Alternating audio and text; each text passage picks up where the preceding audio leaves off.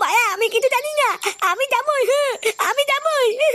দেখ ফাটা, একদম জেদ করবি না কিন্তু বলে দিলাম। ওটা একটা শ্রাদ্ধ বাড়ি, শ্রাদ্ধ বাড়িতে কোনো বাচ্চারা যায় না। আমি যখন মানা করছি তখন তুই যাবি না। মায়া আমি কি এখন বাচ্চা আছি নাকি?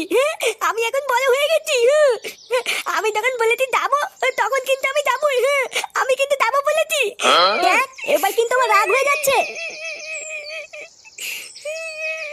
এ কি দাদু ভাই, তুমি কান্না করছো কেন? দাদু, দাদু আমি কিন্তু শ্রাদ্ধ বাড়িতে যাবো। ও মা আমাকে যেতে দিচ্ছে না। বাবা আপনি আপনার নাতিকে বোঝান, কতবার বলছি শ্রাদ্ধ বাড়িতে বাচ্চারা যায় না, আরো সেই থেকে শুধু বায়না করে যাচ্ছে। কেন দাদু ভাই, তুমি বায়না করছো কেন? মা তো ঠিক কথাই বলেছে, শ্রাদ্ধ বাড়িতে বাচ্চাদের যেতে নেই। দাদু ভাই তোমাকে আমি অন্য জায়গায় ঘুরতে নিয়ে যাবো। আমি ওইসব জানি না। আমি যখন বলেছি যাবো তখন আমি যাবোই। বাবাও তো যাচ্ছে শ্রাদ্ধ বাড়িতে, আমি বাবার সাথে যাবো। বাবার সাথে যাবা? আচ্ছা ঠিক আছে, দাঁড়াও আমি তোমার বাবাকে বলে দেখছি। ফুটো, এ ফুটো। বলো ডাকছো কেন? এই তুই শ্রাদ্ধ বাড়িতে কখন যাবি রে? এই তো এক্ষুনি বেরোচ্ছি। কেন কি হয়েছে? দাদু ভাই কান্নাকাটি করছে, যাওয়ার সময় ওকেও সাথে করে নিয়ে যা। লেওরা আমার কি খেয়ে দে কাজ নেই নাকি যে আলবালকে সাথে নিয়ে যাবো?